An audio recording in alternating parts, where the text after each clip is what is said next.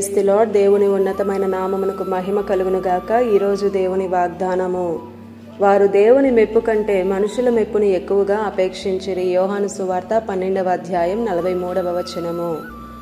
ఈ ఉదయకాల సమయంలో దేవాతి దేవుడే మనందరితో మాట్లాడుతున్నాడు. మన దేవుడు నమ్మదగినవాడు. మనం నడిచే ఈ మార్గం, చేస్తున్న ఈ భక్తి, స్తుతి, ఆరాధనలు అంతా దీవెనకరంగా ఉండాలి. మనం ఎప్పుడైనా దేవుని మెప్పు కోరుకుంటున్నామా లేక మనుషుల మెప్పును కోరుకుంటున్నామా అని ఆలోచించుకోవాలి. అందరూ కోరుకుంటారు, ఇది మానవ నైజం, నన్నే మెచ్చుకోవాలి అని.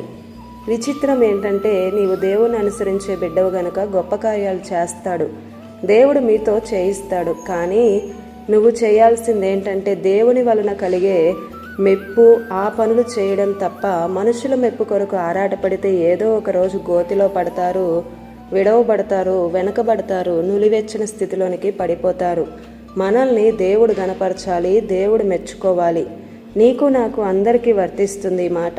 నిన్నైనా నన్నైనా దేవుడే మెచ్చుకోవాలి. మనమేం చేసినను మనుషుల మెప్పు వలన జారిపోతాం, అగాధంలోనికి వెళ్ళిపోతాం. యేసుక్రీస్తు ఓ ఇంటిలో భోజనం చేస్తుండగా ఓ ఆమె వచ్చి తాను తెచ్చిన అత్తరబుడ్డుని తీసుకొచ్చి పగలగొట్టి ఆయన తల నుండి క్రింద వరకు పోసింది. ఆ ఇల్లంతా అత్తరు వాసనే. అందరూ ఆమెనే చూస్తున్నారు. ఎందుకు వ్యర్థపరిచావు? ఇది ఎంత విలువైనది, నేలపాలు చేసావు, పిచ్చా నీకు అని అనని నోరే లేదు అక్కడ. అప్పుడు యేసుక్రీస్తు అన్నారు ఆమెను చూసి, మీ కార్యాలు, మీ త్యాగాలు, యాగాలు, బలులు ఏదైనా దేవుడు మెచ్చుకునేదిలా ఉండాలి.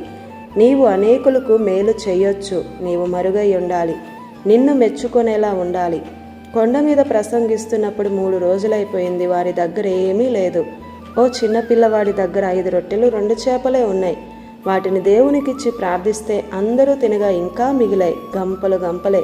ఈ కార్యాన్ని ఈ రోజుకి మనం వింటున్నాం. పేరు మాత్రం వ్రాయబడలా ఆ చిన్నవాడిది. ఒక్క మాట, దేవుడు మెచ్చుకుంటున్నాడా మనల్ని? ఆలోచించుకోనండి.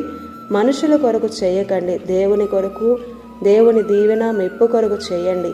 ఇక మీదట దేవుడు మెచ్చుకునేలా ఏ కార్యమైనా సరే అలా చేయండి. మీ కుటుంబాలు అంతకంతకు వర్ధిల్లేలా నా దేవుడే చేస్తాడు. ఆమేన్. ఇది నా వాగ్దానం మనందరి జీవితాలలో నెరవేరాలని కోరుతూ దేవుని సువార్త పరిచర్యలో మీ సహోదరి Prasanna. God bless you. Amen.